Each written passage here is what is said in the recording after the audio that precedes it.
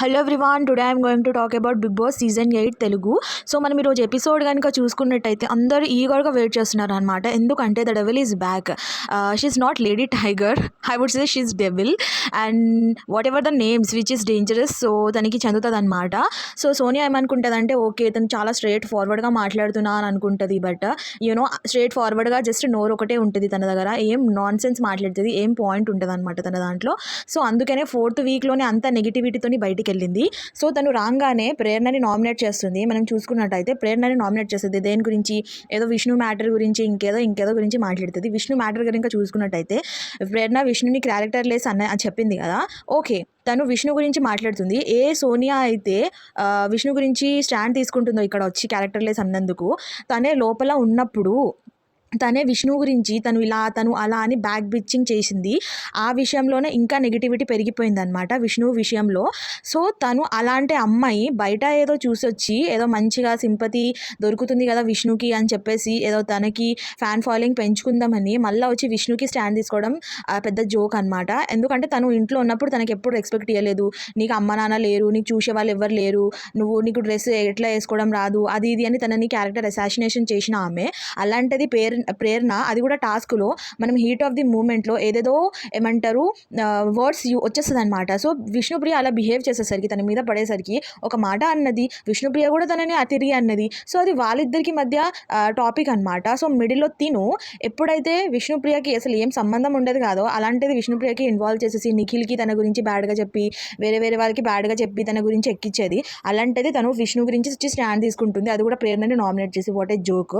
So చెప్పాను కదా just సోనియాకు ఒక నోరు తప్ప ఇంకేం లేదనమాట.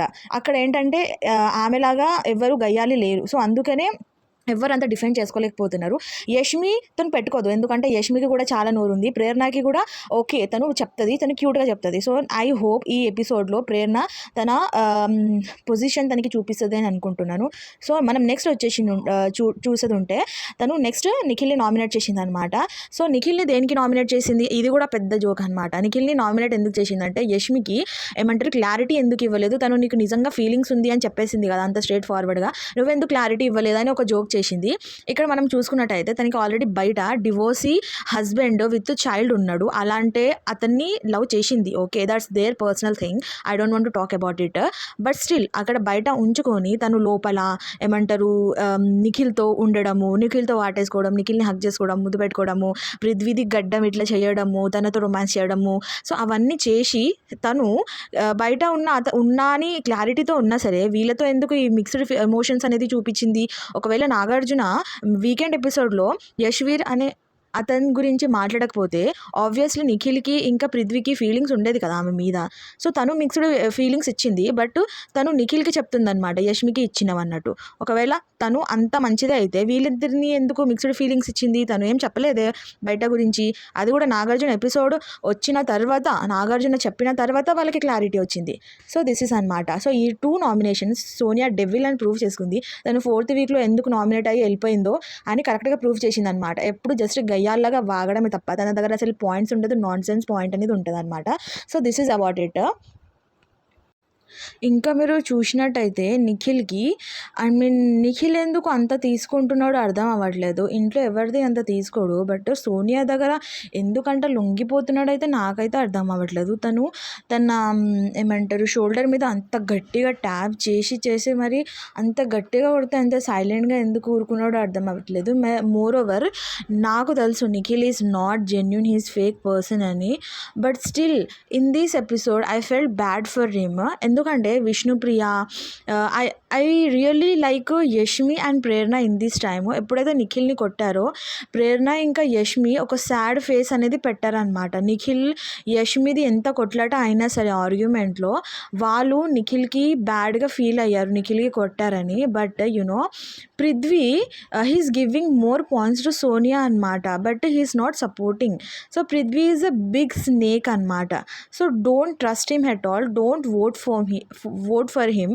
ఎందుకంటే అలాంటి వ్యక్తికి లైక్ ఒక సడన్గా సోనియా వచ్చేసరికి సడన్గా ఇన్ని రోజులున్న ఫ్రెండ్షిప్ ఏమంటారు ఈజీగా తనకి పాయింట్స్ ఇచ్చేసి ఇంకా తనని నిఖిల్ని వీక్ చేస్తున్నాడు అనమాట. ఇంకా విష్ణుని చూసుకున్నట్టయితే అసలు తనకి సమయం సందర్భం ఏముండదు. నిఖిల్తోని ఇన్ని రోజులు అనేది తను గడిపింది. అలాంటిది సడన్గా తను వచ్చి కొట్టేసరికి ఒక షాక్లో, నబీల్ అయినా సరే షాక్లో ఇట్లా నోరు తెరిచాడు. తను అయితే షీస్ స్మైలింగ్ షేమ్లెస్లీ అనమాట. అంత సిగ్గు లేకుండా ఎట్లా నవ్వుతుందో నాకు అర్థం అవ్వట్లేదు. మన ఫ్రెండ్కి ఒకళ్ళు బయట నుంచి వచ్చి అంత అలిగేషన్ వచ్చి అంత హీటెడ్ ఆర్గ్యుమెంట్ జరిగినప్పుడు మనం బ్యాడ్గా ఫీల్ అవ్వాలి.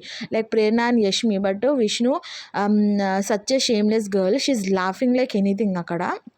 సో నాకు తెలిసి అక్కడ మేమ్ అవుతుంది అని ఫీల్ అయిపోతుందేమో. ఓకే, అందరు ఈ ఎక్స్ప్రెషన్స్ ఇస్తున్నారు, నేను ఈ ఎక్స్ప్రెషన్ ఇచ్చి మేమ్లో ఎక్కిపోతాను అని అనుకుంటుందేమో. But this is very wrong. మన ఫ్రెండ్కి ఏమైనా జరిగినప్పుడు అదో కరెక్టో రాంగో, అతను మంచోడో చెడ్డోడో, మన ఫ్రెండ్ అనుకున్నప్పుడు ఫ్రెండ్ అట్లా తను బ్యాడ్ సిచ్యువేషన్లో ఉండడం, నవ్వడం చాలా తప్పు అనమాట. మనం చూడండి ఎట్లా నవ్వుతుంది. So this is what I don't like about Vishnu అనమాట.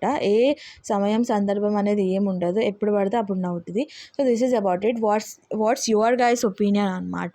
నేను చెప్పింది కరెక్టా, లేకపోతే మీరు ఇంకేమైనా ఓ వావ్ సోనియా వచ్చేసింది ప్రోమో అద్రిపోయింది అనుకుంటున్నాను తప్ప, అక్కడ ఆమె వచ్చే పాయింట్స్ అంతా నాన్ సెన్సే చెప్తుంది. ఇంట్లో ఉన్నప్పుడు కూడా నాన్ సెన్స్ పాయింట్ చెప్పింది.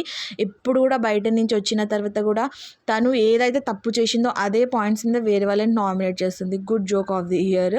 So thank you so much for watching this video. If you like this video, please subscribe my channel and thank you.